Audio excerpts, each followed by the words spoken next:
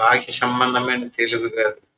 ఈ శాస్త్రంలో చెప్పబడినటువంటి విషయాలు తెలుసుకోవడం కోసం వివేకం ఉన్నటువంటి వాడే ఈ సబ్జెక్ట్ తెలుసుకోవడానికి అర్హుడు.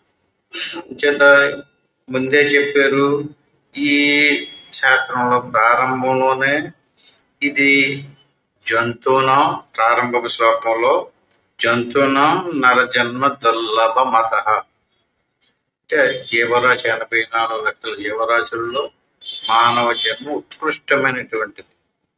అటువంటి పుంసత్వం తతో విప్రత తస్మాత్ వైదిక మార్గ భరత విద్యత్తమస్మాత్ పరం ఆత్మానాత్మ వివేశనం స్వానుభవో బ్రహ్మాత్మనా సముస్థితి ముక్తిర్నో శతకోటి జన్మ సుకృతి పుణ్యర్విలా లభ్యతే. 100 కోటి 100 కోట్ల జన్మల్లో చేసినటువంటి పుణ్య ఫలం వల్లే ఈ జ్ఞానం తెలుసుకోవటానికి ముందుకు వస్తాడు. అంటే ఇది చిన్న విషయం కాదు. బ్రహ్మాత్మన సంస్థితి ముక్తిర్నో, ముక్తి అంటే ఏంటండి, చాలాసార్లు మనం మొదటి నుంచి చెప్పుకునేది ఏమిటంటే మన స్వరూపాన్ని కూర్చిన జ్ఞానం మనం పొందడం. ఇప్పుడు దేనిని మనం అనుకుంటున్నాం? శరీరం నేను అనుకుంటున్నాను. శరీరం నేను అనుకునే జ్ఞానం శరీరానికి లేదు. అందులో ఉన్నటువంటి ప్రాణానికి కూడా జ్ఞానం లేదు. మరి జ్ఞానం దేనికి ఉంది? ఆత్మస్వరూపానికే ఉంది. ప్రజ్ఞానం బ్రహ్మ ఋగ్వేదం. అంటే ఏ ఆత్మకి జ్ఞాన స్వరూపం అయితే ఉందో ఆ జ్ఞాన స్వరూపంతో కూడినటువంటి ఆత్మ తన స్వరూపాన్ని తెలుసుకోవటం మర్చిపోయి శరీరాదుల్నే నేను అనుకున్నది. అలా శరీరాదులను నేను అనుకోవడమే భ్రాంతి జ్ఞానం. భ్రాంతి జ్ఞానానికి వస్తువు మిథ్య. మిథ్య అంటే శాశ్వతమైనది కాదు, వస్తూ పోతూ ఉంటుంది. ఇలాగే ఎన్నో కోటాను కోట్ల సార్లు వస్తూ పోతూ ఉండేటటువంటి ఈ శరీరాన్ని ధరించి సుఖ దుఃఖాలు అనుభవించు దుర్లభం త్రైమేత దైవానుగ్రహయేత్. మనుష్యత్వం ముముక్షత్వం మహాపురుష సంచరి అంటే అన్నిసార్లు మనిషి జన్మ రాదంటున్నాడు. చాలా దుర్లభమైనటువంటి ఎన్నో కోట్ల జన్మలలో చేసుకున్నటువంటి పుణ్యం వల్ల కానీ మనిషి జన్మ రాదట. అటువంటి మనిషి జన్మకు వచ్చినటువంటి వాడు మెలకువ కలిగి ఆత్మ సాక్షాత్కారాన్ని పొందడానికి ప్రయత్నం చెయ్యాలి. లబ్ధ్వా కథం చిన్నర జన్మ దుర్లభం. జన్మ అంత సులభంగా రాదు. అలాగే ఈ నరజన్మం అనేటువంటిది ఎలాగ గొప్పది. ఇవన్నీ శ్లోకాలన్నీ ఇంచుమించుగా 11వ శ్లోకం దాకా చెప్పేసుకోవటమైంది. అందుకని ఎన్ని రకాలు చేసినప్పటికీ కూడా వదంతు శాస్త్రాన్ని యజంతు దేవాన్ కుర్వంతు కర్వాణి భజంతు దేవతాః. ఇది 6వ శ్లోకం. ఆత్మైక భోజన వినా విముక్తి నా ఛిద్యతి బ్రహ్మశతాంతరే. మళ్ళీ ఒకసారి చూస్తాం చూడండి. వదంతు శాస్త్రాన్ని, శాస్త్రాలన్నీ చదవచ్చు. వద అంటేటండి, వదంతు అంటేటండి శాస్త్రాలను బాగా చదివి నేర్చుకుని ఇతరులకు చెప్పడం. వదంతు శాస్త్రాన్ని, శాస్త్రాలని బాగా ఉపన్యాసాలు చెప్పేవాళ్ళని వదంతో శాస్త్రాలు బాగా చెప్తారు. పౌరాణికులు కానీ ఇంకా ఎవరైనా కానీ వదంతు శాస్త్రాలను బోధిస్తున్నారు కనుక వాళ్ళకి తెలిసిపోయింది, వాళ్ళ ముక్తి పొందేసారు అనుకుంటే తప్పు. వదంతు శాస్త్రాన్ని వాళ్ళు ముక్తిని పొందరు. యజంతు దేవా.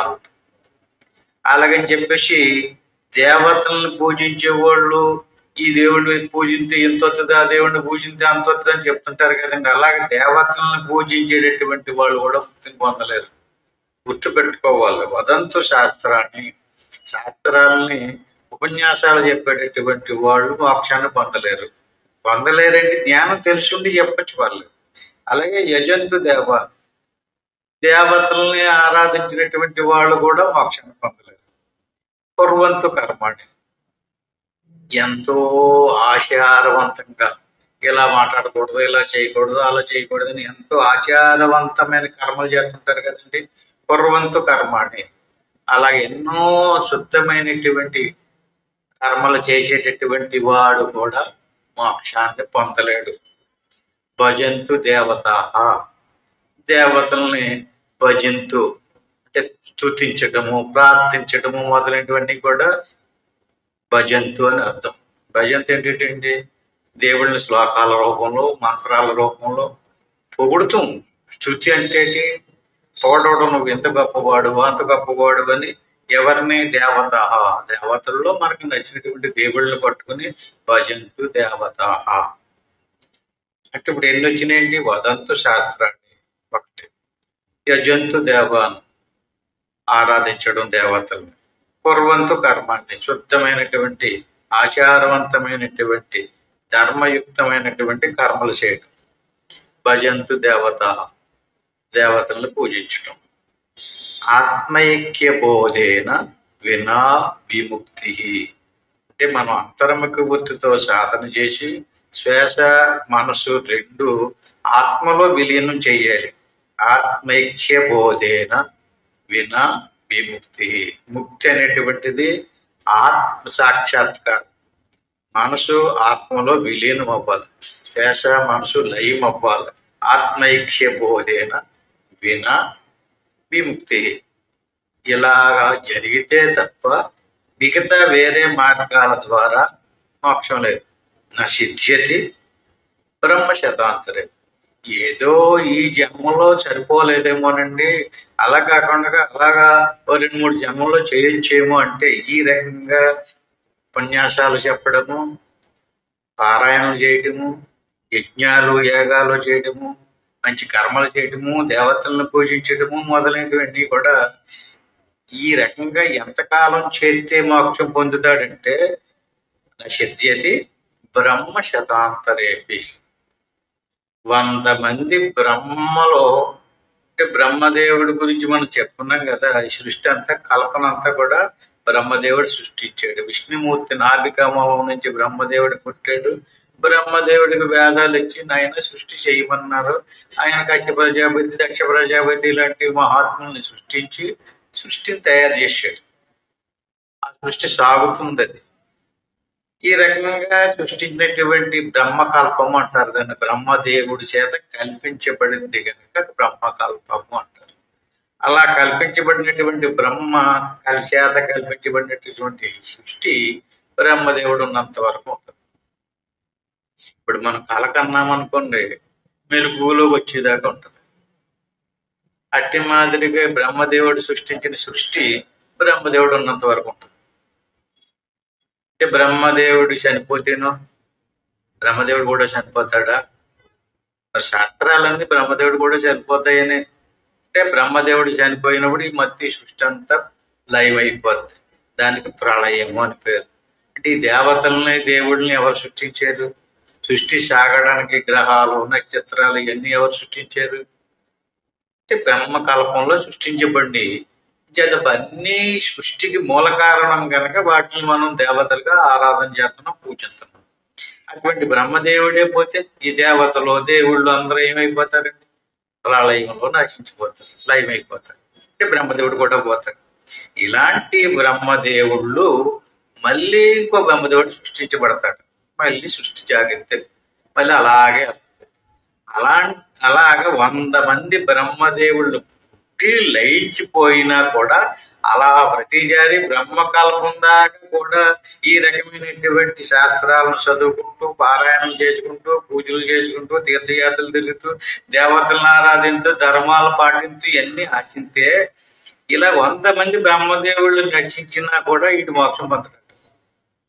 ఇది బాగా ఆలోచించండి. ఈ శ్లోకాన్ని మనం కంఠస్థం చేసి 6వ శ్లోకం వివేక చూడమని వదంతు శాస్త్రాణి యజంతు దేవాన్ కుర్వంతు కర్మాణి భజంతు దేవతా ఆత్మైక్య బోధేన వినా విముక్తి. అంటే ముక్తి పొందే మార్గం కాదది. ఏది ఇప్పుడు దాకా మనం చేసినటువంటి ఏ కర్మకాండ అయితే ఉందో ఉపాసనాకాండ అయితే ఉందో ఈ వ్యక్తికి సంబంధించిన అన్ని కూడా వాటికి వేరే వేరే ప్రయోజనాలు ఉంటాయి.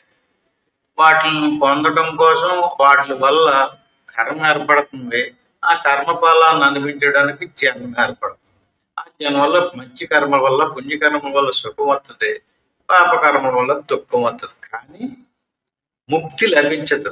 ముక్తి అంటే ఏంటండి? పదే పదే చెప్పుకుంటున్నాను, శరీర ప్రాణ మానసాదుల నుంచి విడుదల. మనల్ని బంధించిన ఏది? మన శరీరం తగులుకుంది. శరీరం తగులుకున్నా కానించి శరీరంతో బాధ.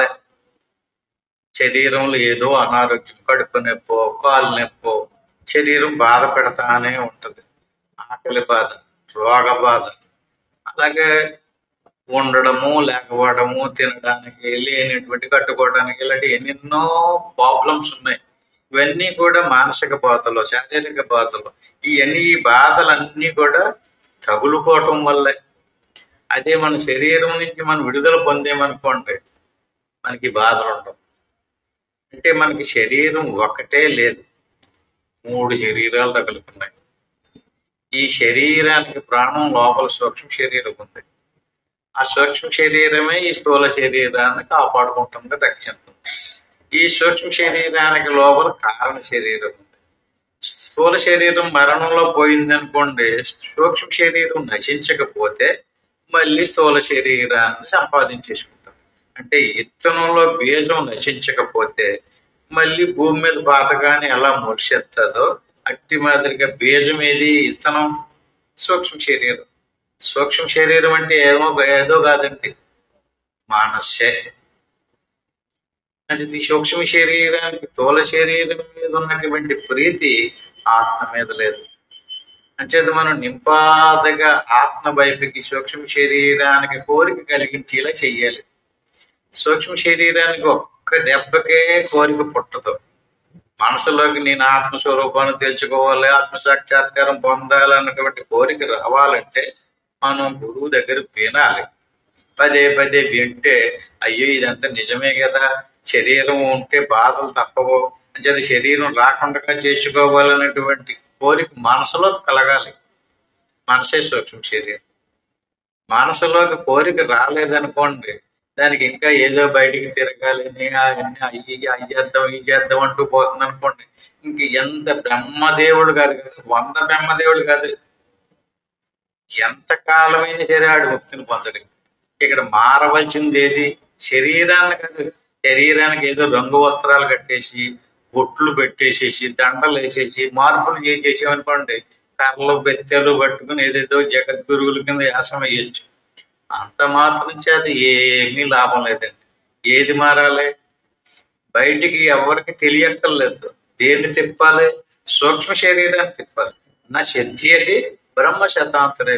సిద్ధించాలంటే మనసు తిరిగి ఇటేపుకి తిరిగిన మనసు అటేపుకి తిరిగి ఆత్మలో విలీనం కావాలి. ఆత్మలోకి ఎంతవరకు తిరగలేదో అంతవరకు మోక్షం. అయితే మరి ఎన్ని సత్కర్మలు చేస్తున్నాం, దానాలు చేస్తున్నాం, ధర్మాలు చేస్తున్నాం, ఎన్ని వేస్టేనా అంటే ఈ రకమైనటువంటిది 9వ శ్లోకంలో అంటాడు, ఉత్తరేదాత్మనాత్మానం ఆత్మానం మగ్నం సంసార వారిదో. ఈ సంసారం అనేది ఒక వారధి లాంటిది. సముద్రం మీద కెరటాలు వస్తూ పోతూ ఉన్నట్టుగా ఇప్పుడు మన శరీరం వచ్చింది, ఇది ఒక కెరటం అంతే. ఈ సంసారం సాగరంలో ఒక కెరటం వచ్చింది, ఒక శరీరంతో వచ్చాం. మళ్ళీ ఆ కెరటం పోయింది అనుకోండి, మళ్ళీ ఇంకో కెరటం వచ్చింది. ఆ వచ్చినప్పుడు మనిషి శరీరం అనే కెరటం రాదు, మళ్ళీ ఏ పశు శరీరము, పక్షి శరీరము, జంతు శరీరము, ఏ శరీరం వస్తుందో తెలియదు. ఇలాగా ఈ సంసారం అనేటువంటి దాన్ని మనం ఎందులో మనసును లగ్నం చేశాం? ఆత్మలో లగ్నం చేయలేదు. ఆత్మను తెలుసుకోవడానికి కూడా ప్రయత్నం చేయలేదు. ఆత్మ సాక్షాత్కారం పొందడానికి ప్రయత్నం చేస్తలేదు. ఎందులోని మగ్నం సంసార వారిదో. ఆ సంసారంలో కొట్టుమిట్లాడుతూ దాన్ని ఏదో ఉద్ధరించుకోవాలని చూస్తున్నావు కానీ ఆత్మని ఉద్ధరించుకోవడానికి చూడటం లేదు. ఉత్తరేదాత్మనాత్మానం మగ్నం సంసారం. అలాంటి వాడు ముక్తిని ఎలా పొందుతాడు అంటే ఉత్తరేదాత్మనాత్మానం ఎవడ మట్టికి వాడికే బుద్ధి రావాలి. ఒకవేళ ఎవడైనా వచ్చి చెప్పినంత మాత్రం చేత బుద్ధి వచ్చేదండి. వాడంతట వాడికి పుట్టారు. వాడంతట వాడికి ఎందుకు పడుతుంది అంటే ఈశ్వరానుగ్రహం కలగాలి. ఈశ్వరానుగ్రహం కలగకుండా మనసు మారదు, మనసు రాదు.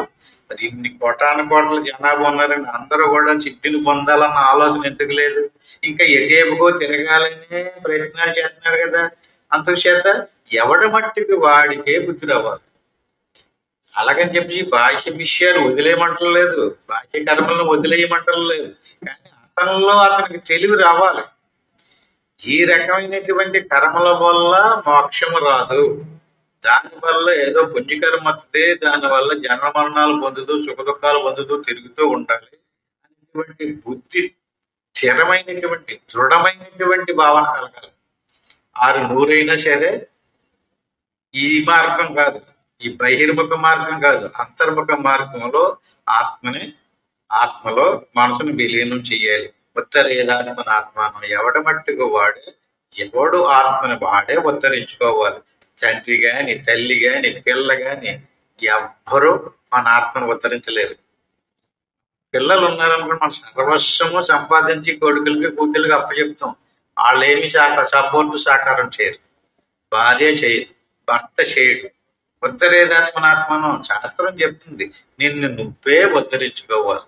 నీ మనసుకి నువ్వే బోధించుకోవాలి. నీ మనసుని నువ్వే తిప్పుకోవాలి. జాగ్రత్తగా అభ్యాసం చేసి దేవుళ్ళో నీ మనసును నువ్వే లీనం చెయ్యాలి.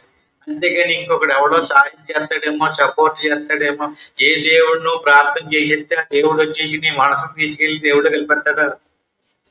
అంటే చేయవలసింది ఎవడండి? ఎవడికి వాడే చేసుకోవాలి. ఒకడు ఎప్పుడూ సహాయం చేయడు, సలహా చెప్తారు. గురువు కూడా సలహా చెప్తారు, ఏ మార్గం గుండా వెళ్ళాలి, ఏది నిజమో ఏది అనిత్యమో. ఈ రకంగా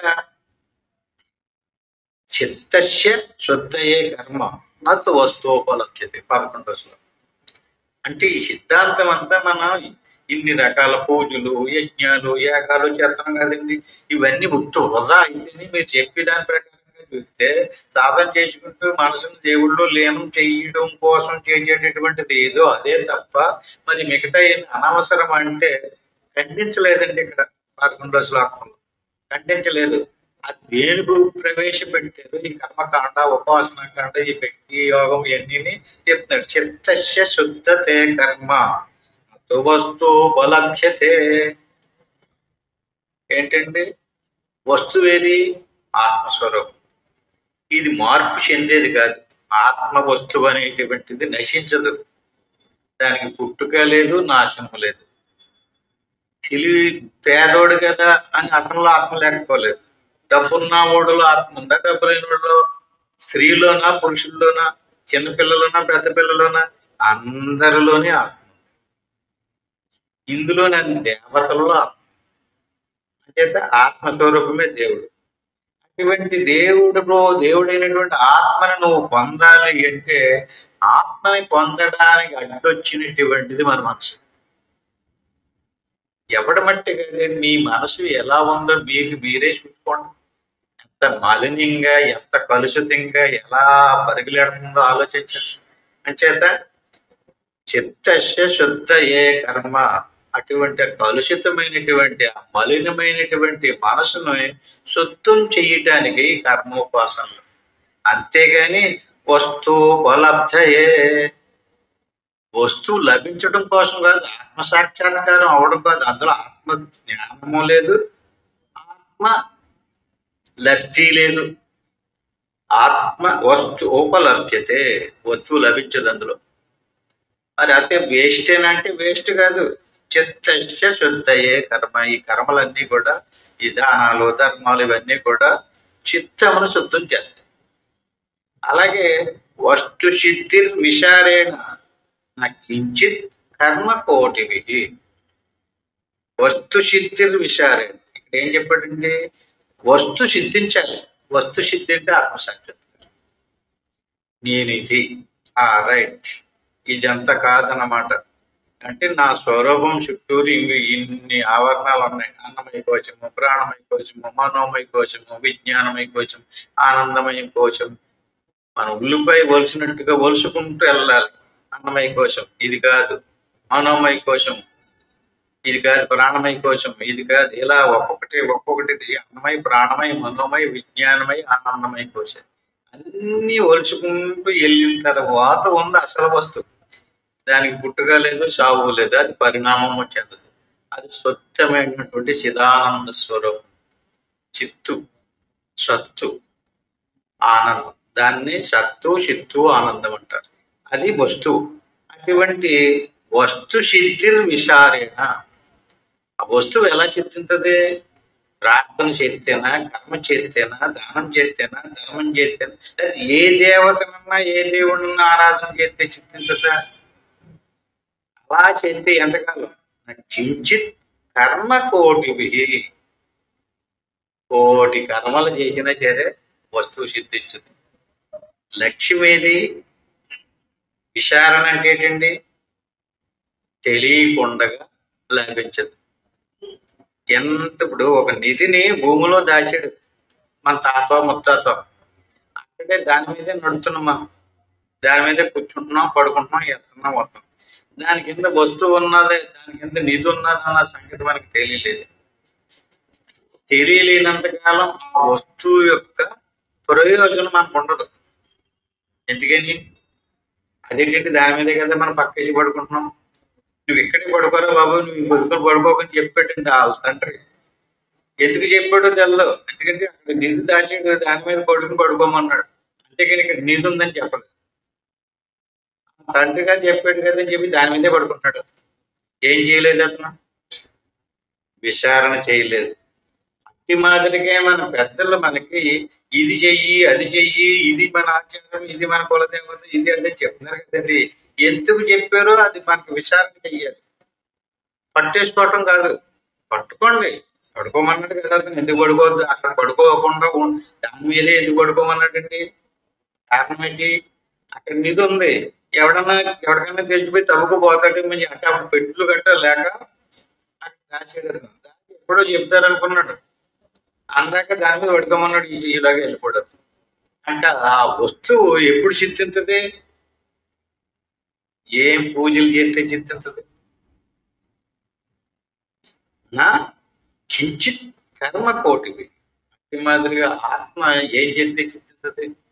ఏ కర్మ చేస్తే చిత్తింతది? ఎవరు వచ్చి చెప్తాడు? చెప్తారు. ఏ దేవతనో ప్రసన్నం చేసుకున్నారనుకోండి, ఏం వరం కావాలో చెప్పంటాడు. నచికేతుడు అదే కదా, యమధర్మరాజు నీకేం కావాలో కొరకు లోకాన్ని అందరినీ పరిపాలించేలా చేస్తానన్నాడు. అలాంటి ఇవ్వగలడు కానీ వస్తు సిద్ధిని కలిగించలేదని చెప్పాడు. నాకు వస్తు సిద్ధే కావాలన్నాడు. ఆత్మ సాక్షాత్కారమే కావాలన్నాడు. అప్పుడు మార్గం చెప్తాడు. అది ఎక్కడుందో, ఎలా ఉందో, దాన్ని ఎలా ప్రయత్నం చేస్తే లభించదో చెప్పాడు. వస్తువుని ఎవ్వరూ వచ్చి చింతింప చేయలేదు. అది ఎవరు చేసుకోవాలి? మనమే చేసుకోవాలి. దాన్ని కాకుండా కించిత్ కర్మ కోటికి. ఎన్ని కర్మలు చేసినా సరే ఆత్మస్వరూపం సాధ్యంగా తెలియాలి. దాని మీద ఎందుకు నేను పడుకోమన్నాడంటే ఎవడో వచ్చి చెప్పాడు, అదే మీ తండ్రి అక్కడే నిధి దాచేటరా, అందుకు నేను దాని మీద పడుకోమంటున్నాడని చెప్పాడు. ఇప్పుడు ఏమైంది? అతను సడన్ గా ఒక్క మాటతోటి ఏమైంది? కోటీశ్వరుడు ఇప్పుడు. అప్పుడు దాకా దాని మీదే కూర్చుంటున్నాడు, దాని మీదే పడుకుంటున్నాడు. ఎందుకు పడుకోమంటున్నాడో తెలుస్తలేదు. ఆగి ఇంకొద్దుకు పడుకోవచ్చు కదా, ఇక్కడ ఈ కర్మేటకి దీని మీద ఎందుకు పడుకోవాలి తెలుస్తలేదు, తెలియలేదు, ఎందుకో చెప్పలేదు పాపం. ఇప్పుడు ఎవడో చెప్పాడు అతనికి, ఆ తండ్రి గారి స్నేహితుడు. ఎంత ఆనందం అయిపోయిందండి. తెలియటాన్ని ఏమంటారు? వస్తు సిద్ధి విచారేణ. ఇది ఇలా చెయ్యి, ఇది ఇలా చెయ్యి, ఇది ఇలా చెయ్యి, ఎందుకు చెప్పారు? ఇంకేం వినవా? ఎందుకు చేయమన్నారు అనేది అనంత కర్మ శౌచంచ జపయజ్ఞస్తదైవ చ. తీర్థయాత్ర అనుగమనం యావత్తత్వం విందతి. ఆ తత్వం ఏదైతే ఉన్నది ఎన్ని లక్షల సార్లు నువ్వు తీర్థయాత్ర చేస్తే కనపడుతుంది? అక్కడ ఉందా?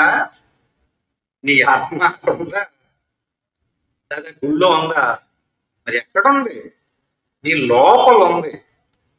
నువ్వు ఏ పూజలు చేస్తే కనపడుతుంది అది. ఏ తీర్థయాత్ర అనంత కర్మ సంశయించే కృష్ణ పరమాత్మ చెప్పాడు స్పష్టంగా. అనంతమైనటువంటి, అనంతం అంటే 1000, 2000 అనకుండగా అనంత కర్మ శౌచంచ. శౌచం అంటే స్నానం చేయటం. రోజు వెళ్ళి గోదావరిలోకి వెళ్ళి ములిగి స్నానం చేయటం. ఎన్ని స్నానాలు చేస్తే ఆత్మసాక్షాత్కారం అవుతుంది? ఎన్ని పూజలు చేయాలి? ఎన్ని తీర్థులు? అంత కర్మ శౌచంచ జప యజ్ఞ తదైవశ. తీర్థయాత్ర అనుగమనం. వాటి వల్ల వస్తు చిత్తి కాదు. మరి ఎందుకు పెట్టారండి? అవన్నీ కూడా పెట్టకపోతే నాస్తికుడిగా తయారవుతాడు. అందుకని నాస్తికుడుగా కాకుండా ఉండడం కోసం, అంతఃకరణం శుద్ధమవడం కోసం ఇవన్నీ పెట్టారు. చిత్తస్య శుద్ధయే కర్మ. ఇది మనకి తెలియాలి స్పష్టంగా. తెలియకుండా గుడ్డిగా అనుసరించకూడదండి. గుడ్డు గురువులను అనుసరిస్తే అలా గుడ్డి మార్గంలో తీసుకెళ్ళిపోతారు. అప్పుడు ఏమవుతుంది? జన్మ పోతుంది. ఏం పోతుంది? అందరూ కూడా 10 మంది గుంపు కూడి చాలా బాగుంది, చాలా బాగుంది అంటే మనకు ఆనందం వచ్చేసి అటే తిరిగేసామనుకోండి, ఏమవుతుంది? దానివల్ల ఏమి నష్టం అవుతుంది? ఎన్నిసార్లు వచ్చినాయండి ఇలాంటి శరీరాలు? కోటాను సార్లు. ఎన్ని జన్మములాయను నేటికెందెందు జన్మించినాను. ఎన్ని జన్మలు? 1, 2, 1000, 2000, ఎన్ని? అలా ఇన్ని జన్మలు పోగొట్టేసుకున్నాం కదా. ఎంత దురదృష్టవంతులు అండి. ఒక్కడో చెప్పలేదా? ఎందుకంటే ఒక్కడో చెప్పలేదంటే ఇందాకే చెప్పాడు ఏంటి, ప్రతి ఒక్కడో చెప్పేయటమే. ఏ పుస్తకాలు చదువుకుని శ్లోకాలు నేర్చుకుని ఏది అది చేసి ఇది చేసి నీకు అలా కలిసి వస్తుంది, ఇలా కలిసి వస్తుంది అంటే వాళ్ళు వెనకాల వెళ్ళిపోతుంటే దండుల కింద జనాలను చూసి నీడు వెళ్ళిపోతాడు అంతే. అంటే ఏం కావాలి? నీకేముండాలి? చెప్పేవాడికి చిక్కు లేకపోయినా వినేవాడికి ఉండాలండి. ఉండద్దు? అలాగని చెప్పేసి చెప్పేవాడు చెప్పేది వినాలి. విన్న తర్వాత ఏముండాలి? ఏముండాలి? ఏముండాలంటే విచారణ ఉండాలి. విచారణ అంటే ఏంటి? నువ్వు అవునో కాదో ఆలోచించాలి. దీనివల్ల ఏంటి ప్రయోజనము? ప్రతిదానికి ఒక ప్రయోజనం చెప్తుంది కదండి. ఫలసిద్ధి అంటారు దాన్ని. ఈ పూజ చేస్తే ఇంత వస్తుంది, ఈ కర్మ చేస్తే ఇంత వస్తుంది, ఈ దానం చేస్తే ఇంత వస్తుంది, ప్రతిదానికి చెప్తున్నారు కదా. అలాగే ఏదో వస్తుంది. ఆ వచ్చిన దాన్ని బట్టి గిద్దుడో అరగిద్దుడో లేదా సోలడో అరసోలడో పుణ్యం వచ్చింది అనుకోండి, దాన్ని అనిపించడానికి మళ్ళీ జన్మలో ఏదో కొంత సుఖం వస్తుంది. అంతేగాని మోక్షం రాదు. మోక్షం రావాలి అంటే విచారణ రావాలి. ఎలాంటి విచారణ? సమ్యక్ విచారణ సిద్ధ. సమ్యక్ విచారణ. సమ్యక్ విచారణ అంటే ఏంటండి? సమ్యక్ అంటే అన్నీ కలిసిపోయినటువంటి సమత్వం. యోగ ఉషితి అంటాడు. అన్నీ కలిసిపోయినటువంటి స్థితి సమ్యక్ విచారణ. సమ్యక్ విచారణ అంటే ప్రతిదానికి కొలతం. ఇది సోల, ఇది తవ్వ, ఇది గిత్త, ఇది కొంచెం అని చెప్పించుకోవాలి. ఇది లీటరు, ఇది 1/2 లీటర్ అని కొలవచ్చు కదండి. అన్ని కొలత లేనటువంటి స్థితిలోకి వెళ్ళండి. ఆకాశం ఉంది, ఇది మఠంలో కాళ్ళు ఉంది, ఘట్టంలో కాళ్ళు ఉంది. ఏమున్నాయి? కొలతలు ఉన్నాయి. కొలతకి సంబంధించినటువంటి ఉపాధిని తీసేస్తే ఏమైనా ఎండిని? ఆ కొలతలు తీసేయండి. కొలతలు తీసేస్తే సమ్యక్ విచారసిద్ధ అంటే నీలో ఆత్మ ఉంది. నీ పక్కన ఉన్నటువంటి వాడి శరీరంలో కూడా ఆత్మ. నీ శరీరాన్ని ఆ పక్కవాడి శరీరాన్ని కూడా తీసేయి. శరీరాన్ని చూడం. శరీరాన్ని చూస్తే కొలత వచ్చేసి అంటే అంతమంది ఉపాధుల్ని తొలగించి ఉపాధి రహితమైనటువంటి స్వరూపాన్ని చూస్తే సమ్యక్ విచారణ తచ్చిత్త. ఎలాంటి విచారణ చెయ్యాలి? ముందు నీలోకి వెళ్ళి నీ స్వరూపాన్ని, ఇది శరీరము, ఇది జ్ఞానేంద్రియాలు, ఇది కర్మేంద్రియాలు, ఇది అంతరింద్రియాలు, ఇది పంచ ప్రాణాలు, ఇలా విచారణ చెయ్యి. అంటే ఇలా కళ్ళు మూసి ముందు ఏం చెప్తాం, ఏమి అనుకోకుండా అలా శ్వాసని మనసుని ఏకాగ్రత చేసి ఉండమన్నారండి. అంతవరకు దేనికి? ఏకాగ్రత కోసం. అది ఇప్పుడు ఏం చెప్తున్నాడు ఇతను? అలా ఏకాగ్రత చేస్తూ ఉంటున్నప్పుడు ఒక్కొక్కటి జడమై పడిపోతుంది. అలా పడిపోయేటప్పుడు ఇది కాదు ఇది కాదని విచారణ చెయ్యాలి. ఇది కాదని ఒక్కొక్క దాన్ని వదిలి ఇంకా వదలడానికి వీలు లేనటువంటిది ఏదైతే ఉందో దాన్ని పట్టుకోవాలి. ఇక్కడ దాన్ని ఏమంటాడంటే రజ్జు తత్వ అవధారణ. అంటే విచారణ ఎలా చెయ్యాలంటే, తాడును చూసినప్పుడు తాడు స్పష్టంగా కనిపించలేదు, చీకటిగా ఉంది. అప్పుడు పాము కింద కనపడింది. అప్పుడు మనం కంగారు పడి పాముని కేకలేసేసాం. అలా ఇయ్యకుండగా తాడా, లేక పామా, లేదా దండ, లేదా నీటి దార, లేదా నేల పగుల విచారణ చెయ్యాలట. దేంతో? నీ తెలివితో. నీ తెలివిని వదిలేస్తున్నాం ఏంటి? ఎవడో ఏదో చేయమన్నాడని చెప్పి జైలు పులిగెత్తనం అంతే తప్ప. కానీ దేన్ని వదిలేస్తున్నాం మనం? మన బుద్ధిని వదిలేస్తున్నాం, మన తెలివిని వదిలేస్తున్నాం. ఎవడు తన తెలివిని వదిలేస్తాడో వాడు భ్రాంతిలో ఉన్నాడు. భ్రాంతియోది తమః మహాసర్ప భయ దుఃఖ వినాశిని. ఈ భ్రాంతి ఎలా నచ్చింది? విచారణలో దీపం పట్టుకెళ్ళి చూస్తే తాడు పాము అనేటువంటి దాంట్లో పాము అనేది పోయి తాడు సాక్షాత్కారమైందో, అక్కడ ఎలాగైతే భయం పోతుందో అట్టి మాదిరిగా భ్రాంతి పోతుంది. ఎవరికి సంబంధించిన భ్రాంతి? దేనికి సంబంధించిన భ్రాంతి? నేను అనే దానికి సంబంధించిన భ్రాంతి. ఏది నేను? చూడండి, ఎవడమట్టి కాడే నేను. నీ గుడ్ల మీద చేయని చెప్పి అంటుంటాడు, హృదయం మీద చేయని చెప్పి అంటుంటాడు. నేను ఎక్కడుంది? లోపల ఉంది. హృదయంలో ఆ నేనుంది. ఆ నేననేది అధిష్టానం. ఆ అధిష్టానమైనటువంటి నేను ద్వారా ఇవన్నీ తెలుస్తున్నాయి. తెలియబడేది, తెలుసుకునేది రెండు ఉన్నాయి మనలో. తెలుసుకునేది నేను. ఆ నేనుకి ఏం తెలుస్తుంది? నా మనసు బాగాలేదంటే నన్ను ఇప్పుడు మాట్లాడించకండి అంటే మనసు ఎవరికి తెలిసింది? నేనుకి తెలిసింది. నా ప్రాణం బాగాలేదంటాడు. నా శరీరంలో బాగాలేదు, తలనొప్పి వస్తుంది, కడుపు నొప్పి వస్తుంది, కాలు నొప్పి వస్తుంది అంటే ఎవరికి తెలుస్తుంది? తెలుసుకునేవాడు, తెలియబడేది రెండు ఉన్నాయి కదా. అంటే తెలుసుకునేవాడికి ఏముంది? తెలివి ఉంది. తెలియబడేదానికి అది లేదు. తెలుసుకోండి. శరీరం ఉందా? శరీరానికి నేను శరీరమును, నా కడుపు నొప్పి వస్తుంది, నా కాలు నొప్పి వస్తుంది అని తెలిసే జ్ఞానం దానికి లేదు. అందులో ఉన్నవాడికి తెలిసి ఆ శరీరంలో జరిగే మార్పులు చేతుల గురించి. అంటే తెలుసుకునేవాడు వేరు, తెలియబడేది వేరు. ఇక్కడ రెండు వస్తువులు కలిసిపోన్నాయి. కానీ కలిసిపోయి ఉన్నాయి, కానీ తెలుసుకునేటటువంటి వస్తువు తెలియబడే దాంట్లో ఉంది, కానీ దాంతో కలిసిపోలేదు. అది దీపం లాంటిది, జ్ఞానస్వరూపం. అంచేత తెలుసుకునేటటువంటిది తెలియలేనంత కాలం మన భ్రాంతులు. ఎలాంటి భ్రాంతి అంటే తాడును చూసి పాము అనుకున్నటువంటి భ్రాంతిలో ఉన్నాం. అంటే నేను నాకు తెలియక, ఆ నేననేది పదార్థం ఏదో అది నాకు తెలియక నేను దేహాదులనే నేను అనుకుని భ్రాంతి చెందాను. ఎంతవరకు భ్రాంతి నశించదో అంతవరకు నువ్వు ఎన్ని పూజలు చెయ్యి, ఎన్ని యజ్ఞాలు చెయ్యి, ఎన్ని యాగాలు చెయ్యి, ఎంతమంది దేవతలను ఆరాధించు, దుఃఖం నశించదు. దుఃఖం నశించడానికి కదా మనం చేసే ప్రయత్నాలన్నీ కూడా. ఏ వ్యక్తి ఎవడు కావాలని దుఃఖాన్ని కోరుకోడు. అందరి ఉద్దేశము, అందరి లక్ష్యము దుఃఖం తొలగాలని, దుఃఖం వద్దేనే ఉంది. కానీ దుఃఖం తొలగాలని కోరుకుంది, కానీ దుఃఖం తొలగడానికి సంబంధించినటువంటి క్రియ చేయడానికి ఇష్టపడతలేదు. దుఃఖం తొలగాలంటే, పాము అనే భయం పోవాలి అంటే అది తాడో పామో తెలియటమే.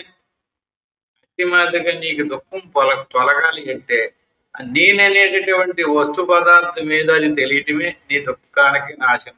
నీ స్వరూపం నీకు తెలిసినప్పుడు నీకు దుఃఖం లేదు, భయము లేదు, బాధ లేదు. విచిత్రమైన తెలిసింది, ఇంతటి మహావిశ్వానికి అంతటికి కూడా ఏ పరమార్థం ఉందో సాక్షిగా అధిష్టానంగా అదే నీ శరీరంలో కూడా ఉంది. నీ శరీరంలో ఉన్నటువంటి ఆ నేనే విశ్వానికి అంతటికి ద్రష్ట. ఎంత అద్భుతమండి! విశ్వాన్నంతటిని కూడా నడిపించేటటువంటి ఆ శుద్ధ చైతన్యమే నీలో కూడా ఉంది. నీలో ఒక చైతన్యము, ఆ పక్కవాడి శరీరంలో ఇంకో చైతన్యము అని లేదు. మొత్తం విశ్వానికి అంతటికి ఏది ఆత్మో అదే నీకు కూడా. చేత ఆ ఆత్మస్వరూపమే నీవు. కానీ నువ్వు శరీరానికి కాదు, ప్రాణానికి కాదు, మనసుకు కాదు, ఇంద్రియాలు కాదు. అంచేత సమ్యక్ విచారణ సిద్ధ. ఈ సమ్యక్ విచారణ చేసి నువ్వు ఆత్మని సిద్ధించుకున్నట్లయితే, తాడులో పాము కనిపించినప్పుడు కలిగినటువంటి తాడు చూడగానే పాము అనే భయం ఎలా ఎగిరిపోతుందో అట్టి మాదిరిగా నీకు సమస్త బాధలు దుఃఖాలు పోతాయి. అలా కాకుండా అర్థస్య నిశ్చయో దృష్టో విచారేణ ఇతోక్తిత. డబ్బు బాగా సంపాదించడం వల్ల నాకు దుఃఖం పోద్ది అనుకుంటున్నావేమో నాయన. దశ్య నిశ్చయో దృష్టు. అలాగే విచారేణ హితోక్తిత. విచారణ లేకుండా హితకరమైనటువంటి ఆటల్లో మనకి ఏ యోనికాలో కలుగుతుంది, ఇలా కలుగుతుంది చెప్తుంటారు కదా, వాటి వల్ల కూడా నీకు దుఃఖం తొలగు.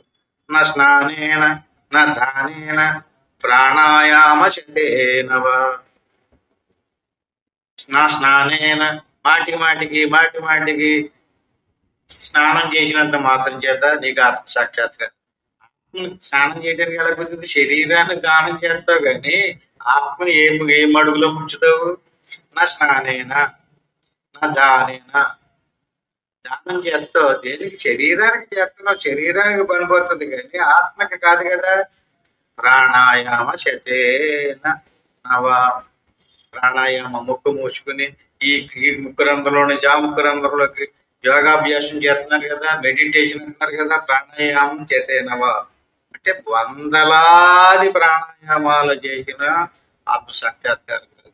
ఏంటండి మరి ఈ మధ్య యోగా క్లాసులు కట్టబెట్టి ఈ ప్రాణాయామాలు, రాజయోగాలు, అటయోగాలు చెప్తున్నారు కదండి. ఇదేంటి ఇలా కొట్టుపడుతున్నారు?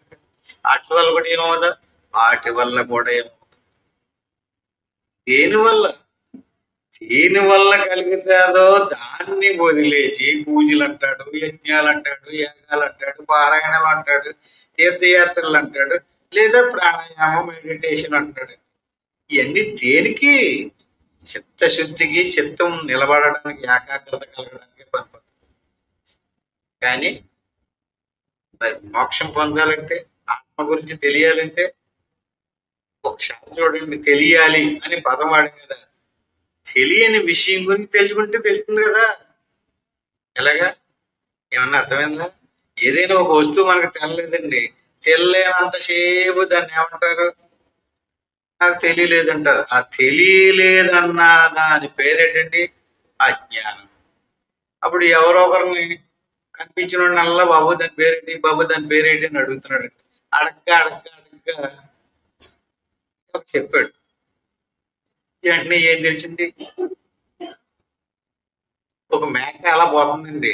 ఆ మేక గురించి ఆ కుర్రాడికి తెలియలేదు. అది ఏంటని అడిగాడు. నాకు తెలుసు అన్నాడు. అలాగ అందరినీ అడుగుతాను అన్నాడు. కాడికి ఒకడు చెప్పాడు, బాబు దాని పేరు మేక అన్నాడు. అప్పుడు దాకా తెలియలేని మేక ఏమైందండి? వెంటనే తెలిసింది కదా. అంటే తెలియనితనం పోయింది కదా. అట్టి మాదిరిగా ఇత్తడి వస్తువును పట్టుకొచ్చి ఇది బంగారం అని అమ్మేసాడు అనుకోండి, కొనేసిన వాళ్ళు కూడా ఉన్నారు కదా. ఇత్తడితో బంగారం అంటే బాగా మెరుగుపెట్టి చేసి ఇది బంగారం అని చెప్పి తెచ్చి అమ్మితే కొనేసుకున్నారు అనుకోండి, దానివల్ల ఏం కలిగింది? దుఃఖం కలిగింది, బాధ కలిగింది కదా. ఎప్పుడు? ఎందుకు బాధ కలిగింది, ఎందుకు దుఃఖం ఎందుకు కలిగింది? అది బంగారం కాదు. నువ్వు బంగారం అనుకుని కొనేసి ఇంట్లో పెట్టి దాచేసావు, తర్వాత తెలిసింది దాని రంగు. అట్టి మాదిరిగా ఇవన్నీ కూడా అర్ధచ్య నిశ్చయో దృష్టో. నీకు నిశ్చయమైనటువంటి దృష్టి రావాలి. నీకు డబ్బు సంపాదించడం వల్ల కానీ, పేరు ప్రఖ్యాతుల వల్ల కానీ, ఈ ఆత్మ విచారణ లేకుండా మోక్షం రాదు. ఆత్మస్వరూపం తెలియాలంటే నీ తెలివిని ఓపెన్ చెయ్యాలి. ఇక్కడ చూడండి, మన శాస్త్రాలలో ఉన్నటువంటి పెద్ద సిక్కు ప్రశ్న ఏంటో తెలిసండి. మన తెలివిని మనల్ని తెలుసుకోనివ్వకుండా చేశారు. అన్ని గొడవలు నీకు ఎందుకురా, నువ్వు ఈ పూజ చేసుకో, ఈ దేవుడిని ఆరాధించుకో, ఈ తీర్థయాత్రలకు వెళ్ళు, నీకు అన్ని కలిసి వచ్చేద్దంటూ అంటే నీ తెలివిని ఉపయోగించలేదు. అలాగే ఆడు ఏదన్నా చెప్తే ఇంకెవరికి చెప్పు, నేను చెప్పింది అంటాడు. వాళ్ళ గురువుల ఇంకొకటి దగ్గర ఎన్నివ్వడు, చెప్పింది ఎవరికి చెప్పనివ్వడు. అందులో కూడా ఏంటి ఆ మతలా పెట్టి ఆ మరుగు ఎందుకు దాస్తున్నారండి? అలా ఎంతవరకు వాడు ఎవరికి చెప్పలేదు, అందులో ఏముందో వాడికి ఎలా తెలిసింది? చెప్పండి, మేము ఏం చెప్తున్నామో మీరు అందరూ ఊరంతా పబ్లిక్ చేసి చెప్పేయండి. ఎందుకని చెప్పకపోతే ఎలా తెలుస్తుంది? తెలియాలంటే తెలివిని ఓపెన్ చెయ్యాలి. తెలివిని మరుగుపరిచితే ఎలా తెలుస్తుంది అని చేత ఆత్మస్వరూపం తెలియాలి అంటే ఆత్మను గూర్చిన జ్ఞానం కలగాలి. ఏది ఆత్మ? ఆత్మ సత్యం, జ్ఞానం, అనంతం. అనంతం దాని కొన్ని లక్షణాలు చెప్పారు. అది పుట్టడం కానీ అది పోవడం కానీ లేదు. అంచేత అతో విముక్తో ప్రయతేత విద్వాన్. విద్వాన్ అంటే చదువుకున్నటువంటి వాడు, లేక తెలివన్నటువంటి వాడు. అతో విముక్తై ప్రయతేత విద్వాన్ సన్యస్త బాహ్యార్థ సుఖార్థ సుహాస్యం. ఇది ఎవడైనా సరే అతో విముక్తో, ఎవడ విముక్తి కోసం? నీ ఆత్మ విముక్తి కోసం ఎవడ ప్రయత్నం చేయాలి? ఎవడికి తెలివి ఉందో, విద్వాన్ అంటే చదువుకున్నటువంటి వాడు, తెలివైనటువంటి వాడు ఆత్మ విముక్తి కోసం ప్రయత్నం చేయాలి. సంన్యస్త భాష్యార్థ సుఖ స్పృహాస్యం. ఈ భాష్యార్థాలన్నీ కూడా అంతరార్థంలోకి తిప్పడం కోసం ప్రయోగించారు. అంచేత సన్యస్త భాష్యార్థ సుఖ స్పృహాస్యం. భాష్యార్థంలో సుఖం లేదు, దాన్ని తిప్పాలి. సంతం మహంతం సముపేక్ష దేశికం. ఈ రకంగా లోపలికి తిప్పి మహంతం సముపేక్ష దేశికం తేనోపదిష్టార్థ సమాహిత. ఈ రకంగా అన్ని దాటిపోయిన తర్వాత నీలో ఉన్నటువంటి ఆ ఆత్మస్వరూపం నీకు ఓపెన్ అవుతుంది. తేనోపదిష్టార్థ సమాహితార్థ. అప్పుడు నీకు హితకరమైనటువంటి సుఖకరమైనటువంటి నీ స్వరూపం సాక్షాత్కారం అవుతుంది.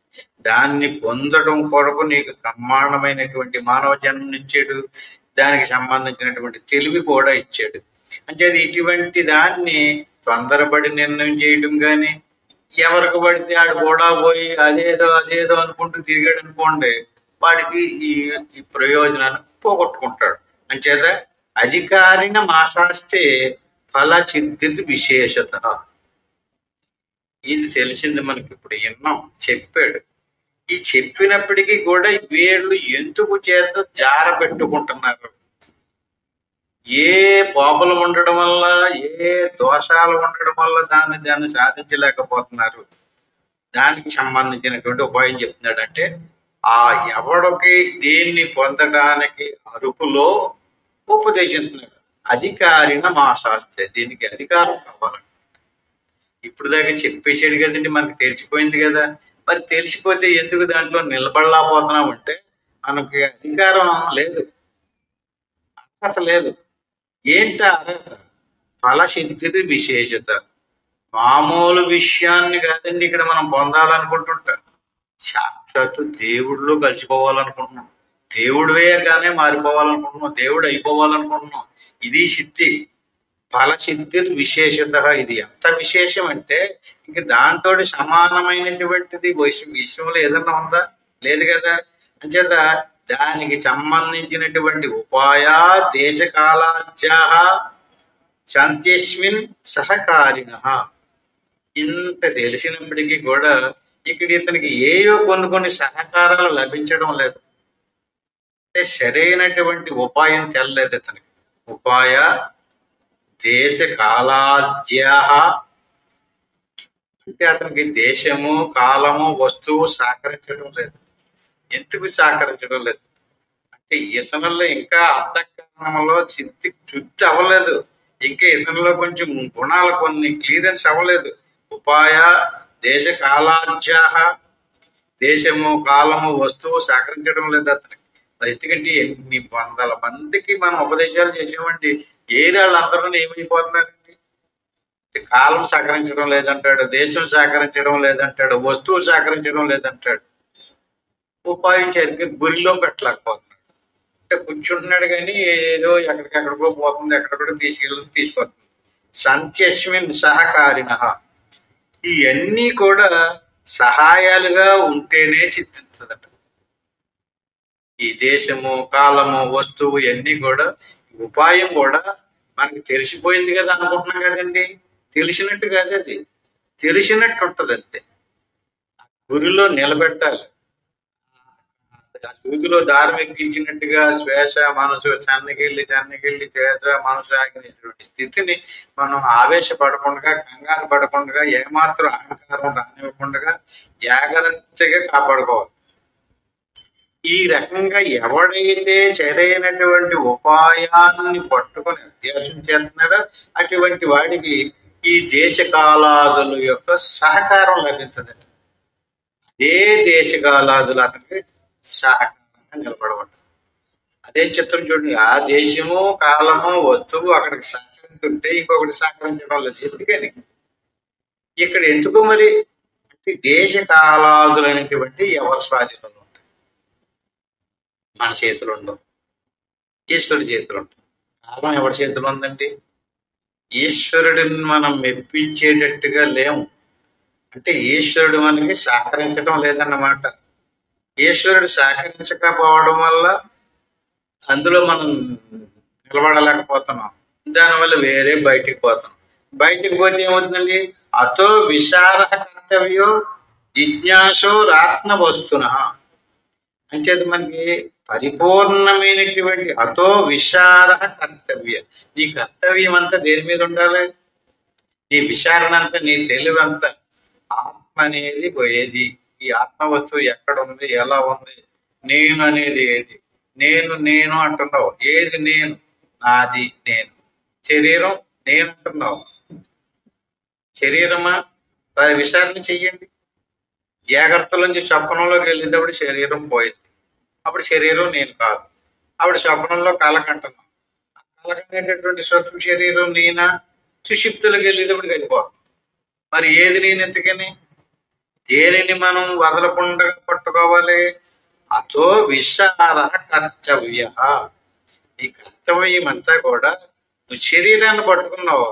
శరీరాన్ని పట్టుకుంటే శరీరం కొంత దాకా తీసుకెళ్తుంది. సరిగ్గా నిద్ర వచ్చేటప్పుడు శరీరం పోతుంది, నువ్వు పోతున్నావు. దేన్ని పట్టుకుని ఉండడం వల్ల? శరీరాన్ని పట్టుకున్నావు, శరీరం పడిపోయింది, ఇంక నీకేం తెలుసు.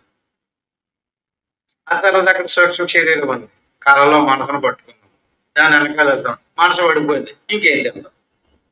గది సుషుప్తి, గాఢ సుషుప్తి. ఆ సుషుప్తిని పడి ఉంటావు, అలా కప్పలాగా అందులో పడి ఉంటావు. అది మళ్ళీ మేలుకు వచ్చేవాడికి ఎత్తుకుపోతుంది. ఏది అదే. ఇక్కడ అలాగే ఎందుకు జరుగుతుంది? మనం దేనిని పట్టుకోవాలో దానిని పట్టుకోకుండా దేనిని పట్టుకోకూడదు, పడిపోయేదాన్ని పట్టుకుంటున్నాం. పడిపోయేదాన్ని పట్టుకుంటే ఎంత దాకా తీసుకెళ్తుందండి అది? ఇప్పుడు ఏ రాజుగారి దగ్గరికి వెళ్ళాలండి, రాజుగారి దగ్గరికి తీసుకెళ్లి వాడు ఎవడన్నా ఉన్నాడేమో తెలుసుకుని వాడిని పట్టుకుంటే కడకంటే రాజుగారి దగ్గరికి తీసుకెళ్తాడు. రాజుగారి దగ్గరికి అసలు రాజుగారిని చూడలేనటువంటి వాళ్ళు ఉంటారండి అందరూ ఉద్యోగస్తులు. అలాంటి పట్టుకున్నాం అనుకోండి, వాడు ఎక్కడి దాకా తీసుకెళ్తాడండి? రాజుగారి దగ్గర తీసుకెళ్తాడు. వాడు ఎక్కడ దాకా డ్యూటీ ఉందో అక్కడ దాకా తీసుకెళ్ళి ఆడు ఆగిపోతాడు, ఆగిపోతాడు. అంటే ఇప్పుడు రాజుగారి దగ్గరికి తీసుకెళ్ళేదాకా ఎవడు సపోర్ట్ సాయం చేస్తాడో వాడు పట్టుకో. రాజుగారి దాకా తీసుకెళ్లేటటువంటి వ్యక్తి ఒకడు ఉన్నాడండి, అదే అంశ, అదే శ్వాస. ఆత్మ దాకా తీసుకెళ్ళి పోతుంది, కానీ శ్వాస ఆత్మ కాదు, అది మాత్రం గుర్తుపెట్టుకోవాలి. ఆత్మ దగ్గరికి తీసుకెళ్ళడానికి శ్వాసను పట్టుకోవాలి. ఇప్పుడు ఆత్మ దగ్గరికి తీసుకెళ్ళిన తర్వాత శ్వాస ఎక్కడ ఆగిపోయిందో అక్కడి శ్వాస కోసం చూడకూడదు. మళ్ళీ ఎవడో మనం తీసుకెళ్ళాడండి రాజుగారి దగ్గరికి. తీసుకెళ్ళిన తర్వాత రాజుగారిని చూపించేసి అతను వెనక్కి పోయాడండి. మనం రాజుగారిని పట్టుకోకుండా వెనక్కి పోయి ఎవడ కూడా ఇల్లు వాడు కూడా మళ్ళీ వచ్చేస్తాను. ఏమన్నా అర్థమైంది మీకు? వచ్చేస్తేనే ఏమైంది? మళ్ళీ వెలుగులోకి వచ్చేస్తాం. అంటే శ్వాసను పట్టుకుని వెళ్ళిన తర్వాత శ్వాస ఒక చూడకూడదు, శ్వాసను గమనించకూడదు. ఇదేంటండి, ముందో శ్వాసను వదలకుండా పట్టుకున్నాం. రాజుగారి దగ్గరికి వెళ్ళిన తర్వాత రాజుగారికి ఆత్మ, అక్కడ శ్వాసను వదిలేయాలి, ఆత్మని పట్టుకోవాలి. ఇది ఉపాయాలు. ఈ రకంగా అతో విశాల కర్తవ్యో జిజ్ఞాసో రాత్మ వస్తున సమాసాధ్య దయాసింధుం గురుం బ్రహ్మ విదుత్తం. ఈ రకంగా ఎక్కడ పట్టుకోవాలో ఎక్కడ వదిలేయాలనేటువంటిది గురుం విదుత్తమం. గురువును పట్టుకుని ఇది చెయ్యాలి, అంతేగాని సొంతంగా చదివి గాని విని గాని ఈ సాధన చేయకూడదు. సమాసాధ్య దయాసింధు, అటువంటి ఆ గురువుకి కొన్ని గుణాలు ఉండాలండి. మన నుంచి ఏది ఆశించకూడదు.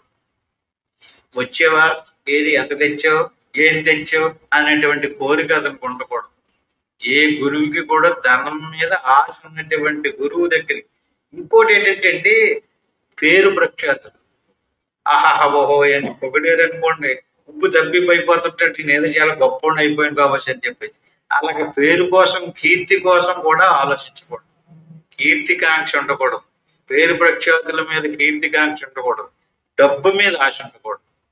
ఇంకో గుణం ఏంటో తెలుసండి, ఆ వచ్చినటువంటి వాడు తరగతి చూడకుండా అతని మీద ఏముండాలంటే దయ ఉండాలి. ఇతను కూడా పాపం ఆత్మ తెలుసుకోవడానికి వచ్చినటువంటి జన్మే మానవ జన్మ. కాకపోతే డబ్బు లేకపోవచ్చు, పేదోడు, సరైన ఉద్యోగం లేకపోవచ్చు, సరైన అర్హత లేకపోవచ్చు, కానీ ఆత్మను తెలుసుకోవాలన్నటువంటి కోరికతో వచ్చాడు కదా అని అతని మీద ఏముండాలి? దయ ఉండాలి. 3 గుణాలు ఉండాలండి. పేరు, కీర్తి, కాంక్ష ఉండకూడదు, ధనకాంక్ష ఉండకూడదు. కానీ వచ్చినటువంటి వాడి మీద ఏముండాలి? దయ ఉండాలి, అంటే ప్రేమ ఉండాలి, జాలి ఉండాలి. అలాంటి వాడు పోనీ అన్ని లక్షణాలు ఉన్నాయి కానీ అతను ఆత్మసాక్షాత్కారం పొందలేదు, ఆత్మజ్ఞానం తెలియలేదు. ఇవన్నీ జాలి, కనికారం అన్ని బాగానే ఉన్నాయి, ఏ ఆశ లేదు, అంతా విరక్తే గోచి పెట్టుకుని తిరుగుతుంటాడు, ఏమిది కోరుకోడు. అలకొని పట్టుకుంటాను, నీకురా నీకో భూష ఎత్తాను అంటాడు. అన్న పట్టుకోమంటున్నాడు, ఏముండాలి?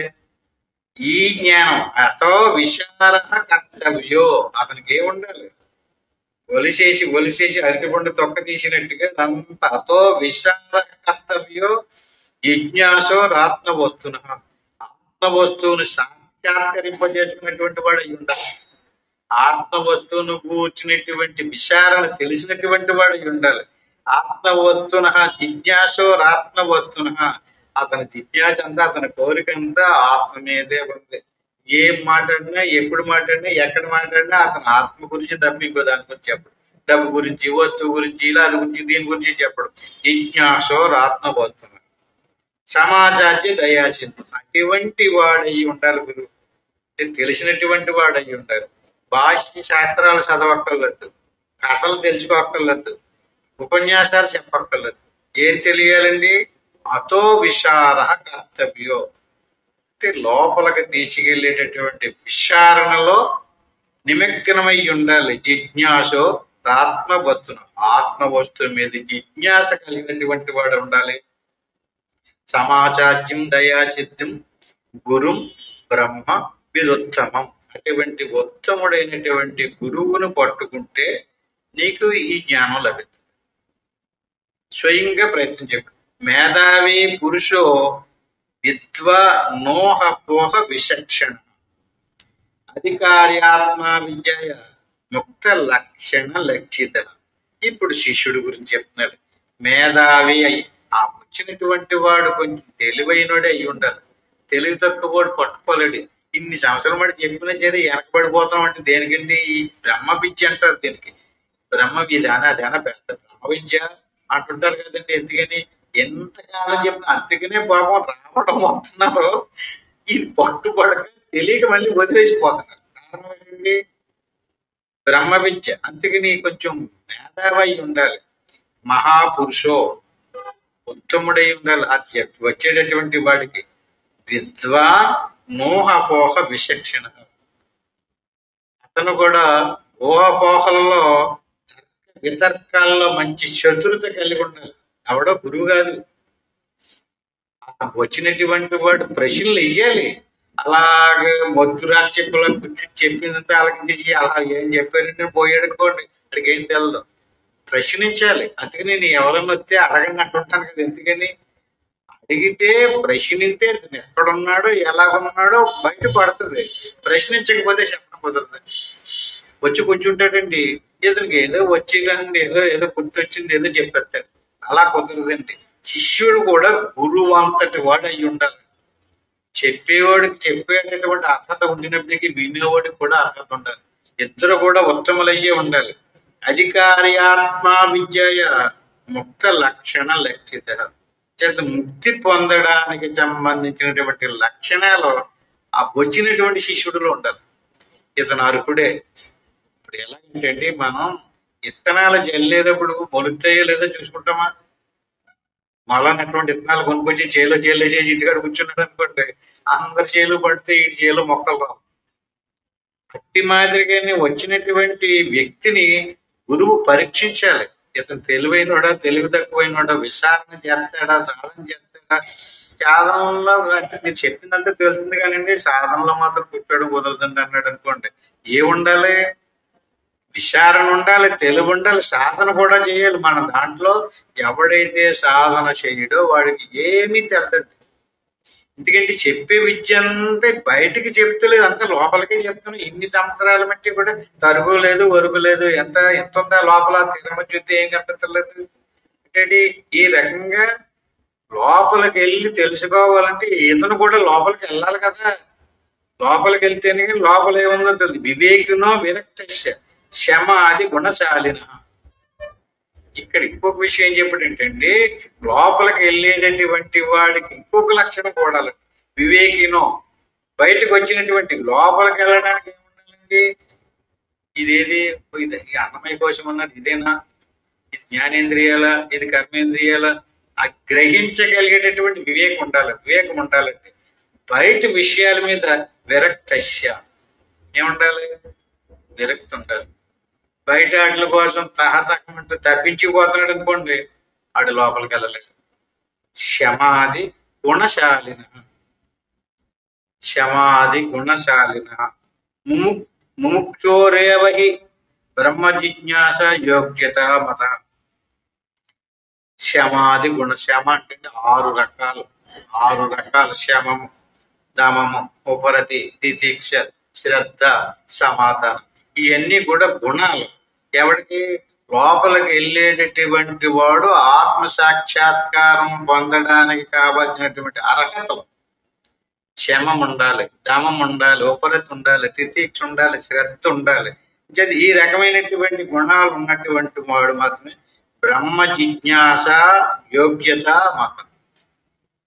ఈ బ్రహ్మమును తెలుసుకో. జిజ్ఞాస అంటే కోరిక. దేని మీద కోరిక? మనకి శరీరం మీద ఎంత జిజ్ఞాస ఉందో, మన భార్య బిడ్డల మీద, మనవాళ్ళ మీద, డబ్బు మీద ఎంత జిజ్ఞాస ఉందో, అంతటి జిజ్ఞాస దేని మీద ఉండాలి?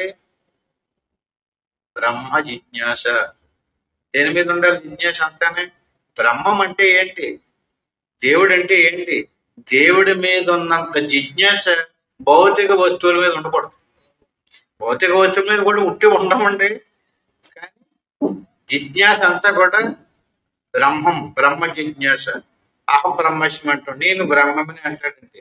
అహం బ్రహ్మస్మి అని మాట అనేసాడు అనుకుంటే, భావంలో తెలియకపోతేనో అహం బ్రహ్మస్మి అంటున్నాం. అహం అంటే నేను బ్రహ్మ అస్మి అయి ఉన్నాను నాకు తెలియాలి. అతనికి పరోక్షంగా గురువు చెప్తాడు, అపరోక్షంగా అనుభవించాలి.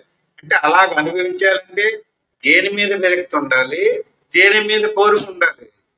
దేవుడి మీద కోరిక ఉండాలి, దేవుడు కాని దాని మీద విరక్తి ఉండాలి. ఈ రకంగా వివేకినో విరక్తస్య సమాధి గుణశాలిని. ముముక్షోరేవహి బ్రహ్మ జిజ్ఞాస యోగ్యత మత. ఈ రకంగా మేధావైనటువంటి సాధకుడు గురువుని సమీపించి ఎలా తెలుసుకోవాలో, ఇంకా ఏమేమి అర్హతలు ఉండాలో, సాధనాన్యత్ర చత్వారి కథితాని మనీషిభిః ఏజు సత్యేవ చన్నిష్ట యథభావే న సిద్ధ్యతి అదో నిత్యానిత్య వస్తు వివేక పరిగణ్యతే ఇహమూత్ర ఫలభోగ విరాగ తదనంతరం సమాధి చక్ర సంపత్తి ముముక్షత్వం ఇతి స్ఫుటం బ్రహ్మచర్యం జగన్మిథ్య ఏవం రూపో వినిశ్చయ సోయం నిత్యానిత్య వస్తు వివేకస్య సముదావతః తత్వైరాగ్యం జుగుప్సాయ దర్శనం శ్రవణాదిభిః దేహాది బ్రహ్మ పర్యంతే నిచ్చే భాగవస్తు. ఈ శ్లోకాలు వచ్చే వారం చెప్పుకుందాం. ఇంతటితో ముగించుకుందాం. అది ఓం తత్సత్తు.